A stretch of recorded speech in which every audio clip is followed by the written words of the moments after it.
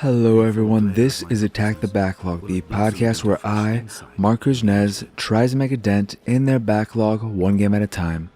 This is episode 24, Dear Esther, the game that popularized the walking simulator genre, and it is a walking simulator in its truest form. There are no puzzles to solve, no monsters to hide from, just walking, more walking, and a little bit more walking. If your name is Dewey Cox, you're gonna love this game, because you will walk hard. And you will walk on hard surfaces, like rocks, so you will be walking on hard surfaces in Dear Esther. You will also like this game if your name is Johnny Cash, because you walk in a lot of lines. A path is like a line that may be straight, or curved, or zigzagged, or even hard. You might be saying to yourself, how can a line be hard? Well, you can't download it anymore on iOS, but believe me, there were lines that were hard, and they were wonderful. So wonderful. You'll also love this game if your name is Christopher Walken, because you walk in Dear Esther, and that's all you do. This isn't a game for Christopher running, because there's no running in this game. You can only walk. Oh, God. No, this is Dear Esther, a walking simulator where you're just walking. You're not doing anything else.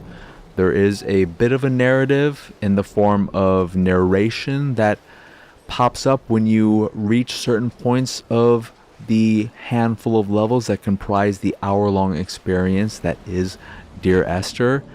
And the funny thing about those bits of narration is that I don't remember a specific thing that was said. I don't know what the story of Dear Esther was, yet I found the narration surprisingly engaging. It kept me pushing forward. I liked the sound of it, but I don't remember any of it. It's very weird, but it worked in a weird way. And the funny thing about that is that I listened to the commentary afterwards. You can play through the game with developer commentary on, which I highly recommend. I played through it again, and that took me about maybe an hour and a half because I stopped every time I triggered a bit of commentary. And the way commentary works is that there are these little speech bubbles scattered throughout each level, and you stop at it for a few seconds, and then the commentary track will start playing, and from what I could tell, if you do walk away, it will keep playing until you interact with another commentary track or until it finishes. But I wanted to stay in that particular area because I was, one, worried it might not keep playing, and two, I just wanted to listen to what they were saying. I didn't want to take my focus away from what they were saying in any way, even if it was just to walk to the next commentary track. But at one point during the commentary, I'm pretty sure one of the developers said that the narration and the story and all that, it's not about what he's saying. It wasn't about the writing. It was about the feel he was giving. And if that really is the case, I can say 100% it worked for me. The feel of the narration was there.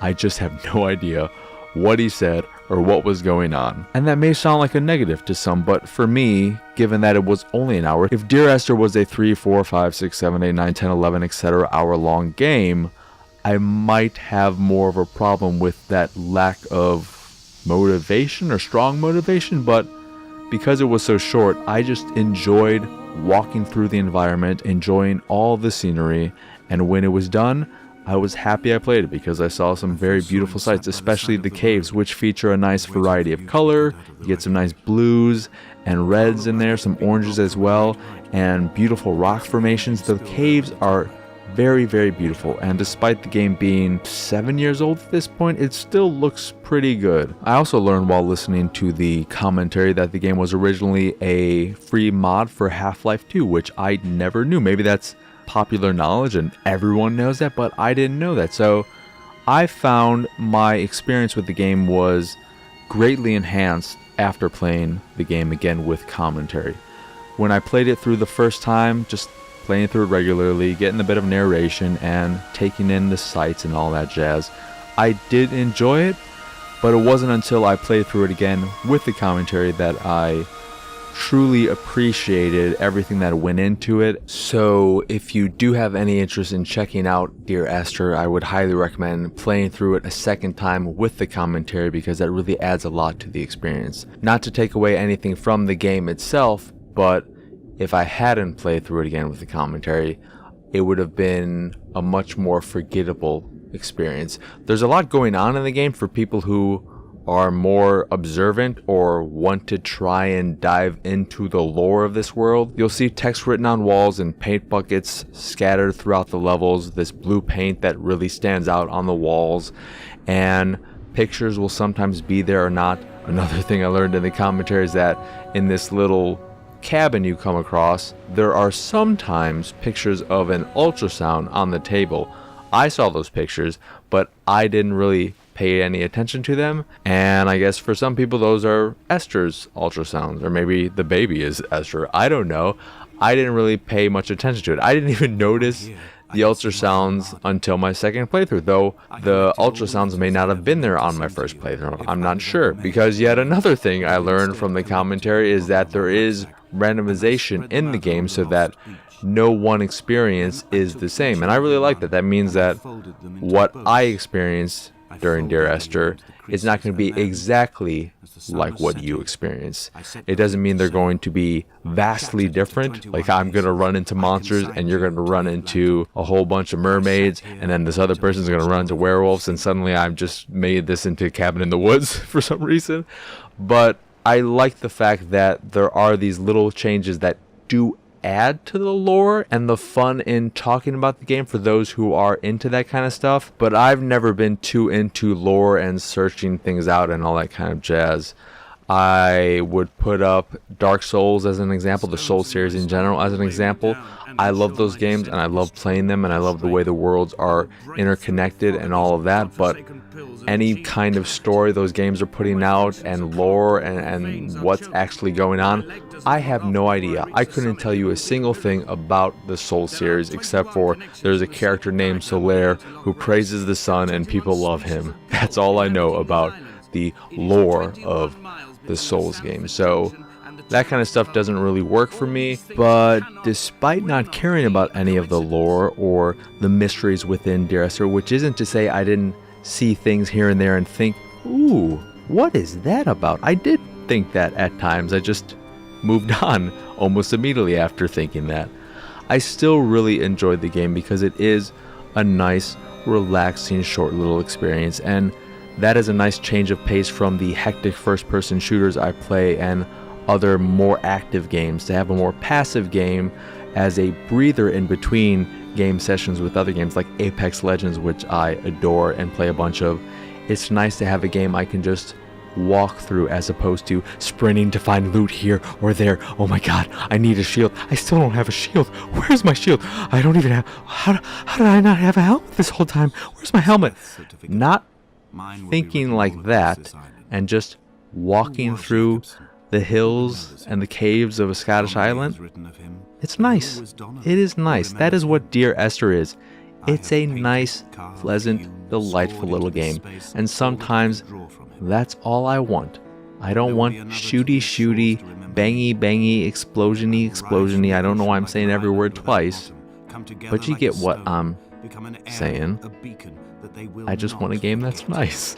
I didn't mean to rhyme there, but I saw it there. I saw that opening, and I'm like, oh, I gotta rhyme nice with twice. Anywho, that will do it for this here episode of Attack the Backlog. Once again, I am your host, Marc. Y'all can find me on Twitter and pretty much everywhere at PXSausage. The site is, of course, pixelatedsausage.com, where you can find this podcast and the Pixelated Sausage podcast, which are both available on podcast services across the globe, like Stitcher Radio, Google Play, Apple Podcasts, and Spotify. And if you'd like to check out the video version of this here show or the Pixelated Sausage podcast, you can watch them both over at youtube.com/pixelatedsausage. If you'd like to check out the art I make, you can go over to pxsart.com. If you see something you like, click the link and it'll take you to where you can purchase a print of the piece you fancy. And if you fancy the site in general and anything that we do, please go over to patreon.com/pxs and support us that away. As always, thank you for watching or listening. I hope you enjoyed this here episode, and I hope you have a wonderful, wonderful rest of your day.